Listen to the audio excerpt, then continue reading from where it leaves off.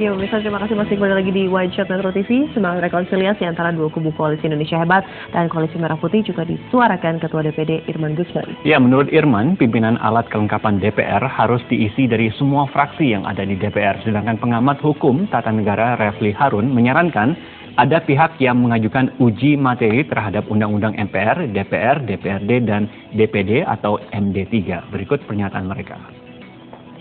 Nah, kalau kita baca Undang-Undang Dasar, ya, yang dipilih itu adalah para anggota yang melalui partai politik. Nah, artinya apa? Kedaulatan anggota itu yang harus dioptimalkan fungsinya. Jadi kalau musyawarah dan mufakat tidak menjadi bertemu, gitu ya, menurut saya harus didorong kedaulatan anggota itu. Artinya apa? Semua anggota DPR itu terbagi dalam setiap alat kelengkapan. Jumlahnya katakan 55. Mudah-mudahan step pertama itu berhasil, yaitu musyawarah mufakat. Kalau tidak, step kedua melalui jalan judicial review, dan setelah putusan MK kemudian memutuskan bahwa sistem one person one vote, maka kemudian penataan ulang AKD, jadi diulang lagi pemilihannya. Cuma memang siapa yang akan mengajukan judicial review? Siapa saja menurut saya yang concern kepada masalah ini. Nah, kita lanjutkan dialog. Kalau di sini dari tadi nggak ada yang bersih tegang ya. Semua damai-damai aja. Nggak ada seperti yang di DPR panas-panas ya. Musyawarah tuh mufakat semua. Nah, tapi di DPR juga sebenarnya santai-santai juga. Santai-santai juga. Tapi tadi kita lihat gambarnya nggak santai, Pak. Itu yang akhirnya membuat pertanyaan. Saya mau ke Pak Mazul terlebih dahulu. Mazul, ini kan pimpinan Dewan sudah meminta kepada kubu KIH ya untuk melengkapi nama-nama, beberapa nama untuk dimasukkan ke dalam alat kelengkapan Dewan. Nah, tapi ada syaratnya. Kenapa harus ada syaratnya dan apa saja itu syaratnya? Nah, karena kalau tanpa ada nama itu keabsahannya itu masih dalam tanda petik, bahkan harus digarisbawahi itu, sehingga saya kira menteri-menteri tidak akan banyak datang untuk melakukan rapat kerja. Tapi kekhawatiran teman-teman dari Komisi Koalisi Indonesia Hebat bisa dimengerti juga, karena kami dulu juga waktu 2004 kasih nama, kemudian ada yang mengkhianati juga gitu. Oleh karena itu kan rekam jejak masa lalu juga mesti dilihat juga. Nah, kita lihat bahwa politik itu harus dimaknai sebagai proses yang sehat gitu. Mudah-mudahan dengan dialog yang melelahkan, memang nggak mudah gitu, tapi akan ada ujungnya, saya pikir. Oke, tapi sekarang kita berbicara mengenai komisi, kan di sini sudah ditetapkan ada 11 komisi, begitu kan, 11 komisi, 1 ketua umum, lalu ada 3 wakil ketua. Katakanlah ada formulasi mengenai 1 ketua, 4 wakil ketua untuk mengakomodir kepentingan-kepentingan yang harus diakomodir, begitu, Mas Arief? Ya, itu barangkali salah satu jalan, tetapi kan kita akan berusaha payah lagi untuk berubah undang-undang, ya. Kemudian dari undang-undang tatipnya juga harus dirubah.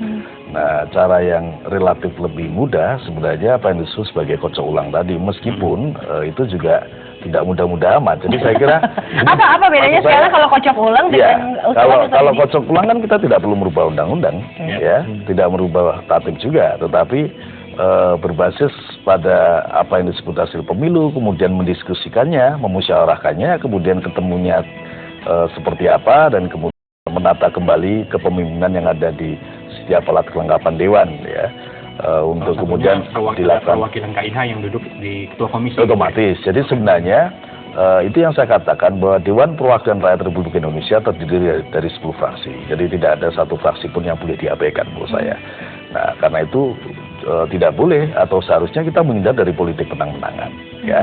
Nah, tetapi seperti yang juga tadi oleh Mas Jul berkali-kali dijelaskan, belum tentu juga tegak lurus seperti matematikanya. Maksud saya, misalnya kalau kami harusnya berbasis pada hasil pemilu itu, misalnya saja kita harusnya dapat 3 ketua, 9 wakil ketua, bisa saja misalnya atas kesepakatan bersama, kemudian kita 2 ketua saja, tapi menjadi 10 wakil ketua atau 11 wakil ketua, bisa jadi begitu. Nah, atau bisa saja malah berkurang. Nah, inilah yang sedang sekarang diproses secara bersama dari kami dan teman-teman itu untuk bisa mencapai satu kesepakatan. Dan saya kira begitu ada kesepakatan, ya sudah ada konsekuensi teknis yang harus dijalankan, termasuk misalnya disepakati juga, misalnya saja disepakati pemilihan pimpinan alat kelengkapan Dewan yang diulang. Ya, tidak ada masalah. Diulang lagi ya?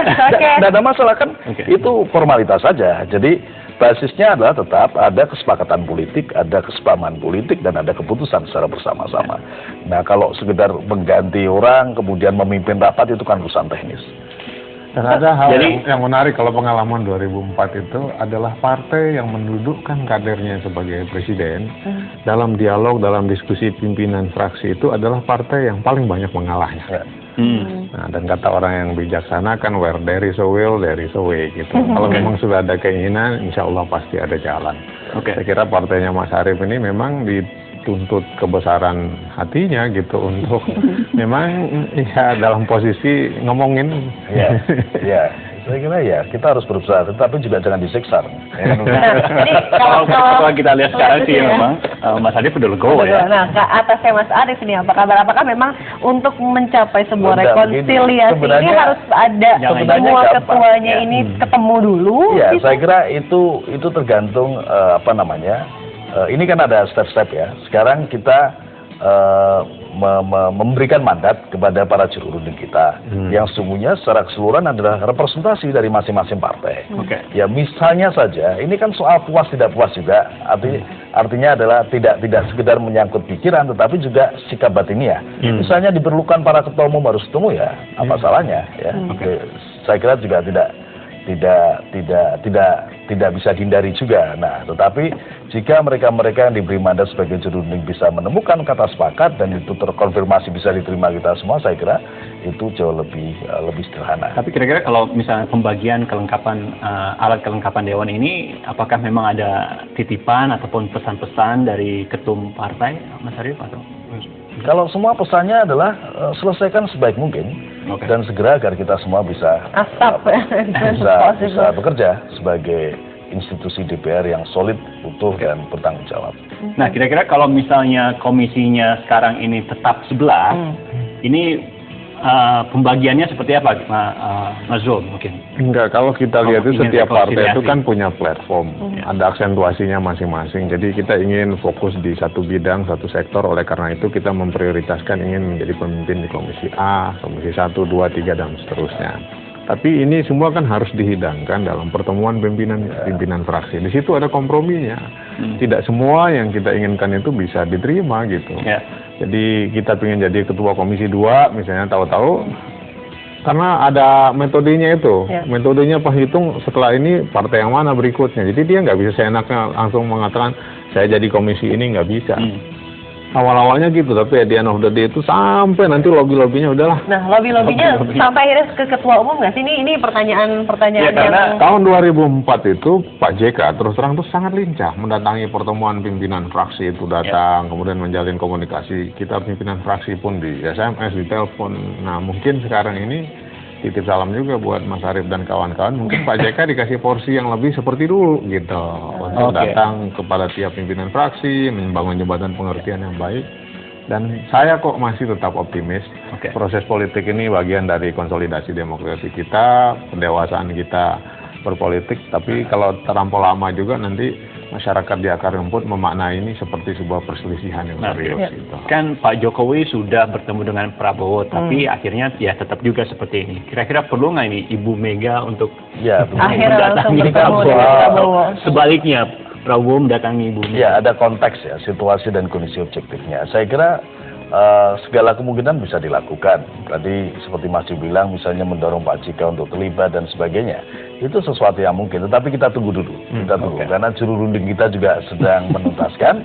Ya, dan mudah-mudahan kita bisa melihat hasilnya yang progresif, yang maju, positif dan bisa diterima. Ya. Kecuali misalnya jika tidak mungkin lagi, misalnya kita tarik ke yang lebih tinggi para ketua umum partai misalnya. Tapi tadi Mas Arief berbicara mengenai matematika.